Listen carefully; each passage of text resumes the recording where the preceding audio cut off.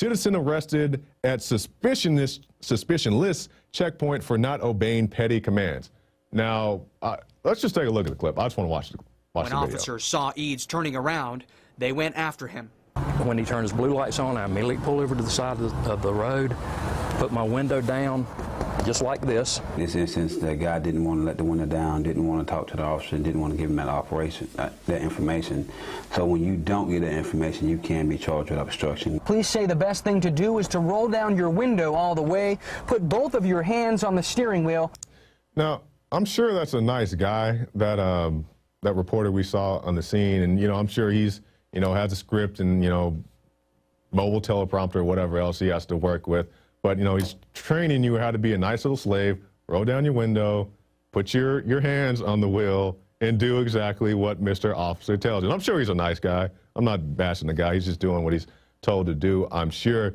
But you saw the gentleman, the older gentleman featured in the video, and he said, hey, if you watch the full clip, I was doing it for my protection. I didn't know what the police were going to do. I could openly communicate with the police. Even with the window up, he could still talk to the police. He rolled his window down that much. That's plenty of space to talk, to exchange documents. Now, from my understanding, maybe he did not want to present his documents because the gentleman came upon a checkpoint.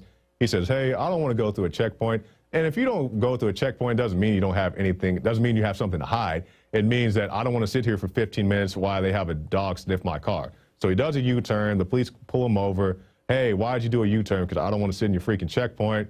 And then it goes on from there.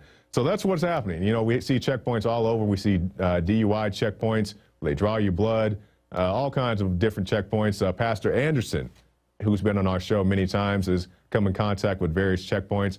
Immigration checkpoints, even though he's nowhere, well, at the time he was respectively distant from the U.S.-Mexico border. He asked one of the guys, am I immigrating to Mexico? I'm in Arizona. We also showed you the guy. What's that guy's name? We had him on last week, How Not to Get Busted, or the secrets the police don't want you to know.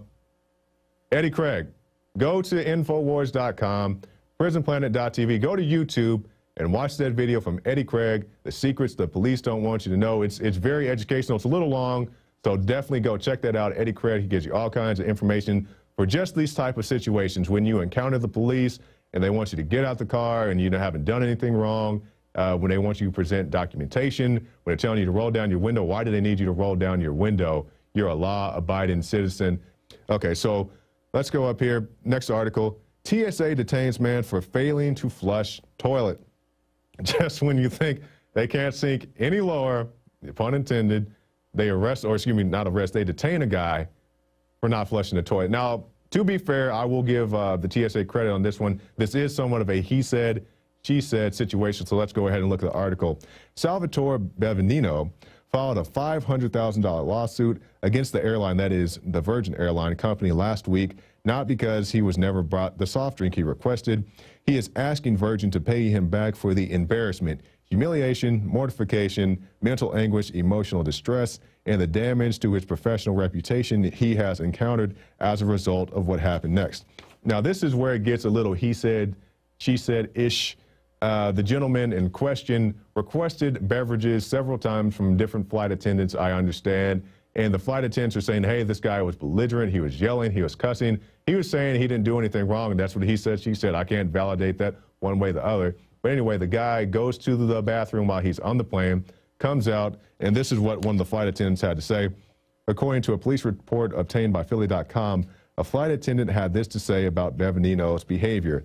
He came back out with a smile, that's out of the bathroom, with a smile on his face, and began using profanities. And then they passed by the restroom and saw that Bevenino had left the door open and did not flush the toilet. So the plane lands, the guy is walking off the plane with everybody else. The captain pulls the guy aside. He says, hey, man, why are you giving my flight attendants a hard time? Now, was he giving the flight attendants a hard time? I don't know. I wasn't there. But regardless, the captain pulls the guy off to the side. A couple of other guys approach, TSA officers and also police officers. Hey, what are you doing on the plane? It's like, man, I'm already off the plane. I just wanted a drink. They didn't give me a drink. And I didn't know not flushing the toilet was a federal offense. I don't know. Maybe should have called the air marshals in. Maybe they should have flown in a jet to shoot that jet down because this guy didn't flush the toilet. So that's what we're living in. And Mr. Bavino, I'm not sure if he'll get his settlement or not, but definitely just an overreach. I mean, you can't even, you forget to flush the toilet. I don't know. Maybe the guy peed on the seat and they got mad about that. I don't know. Visit Infowars.com and PrisonPlanet.com.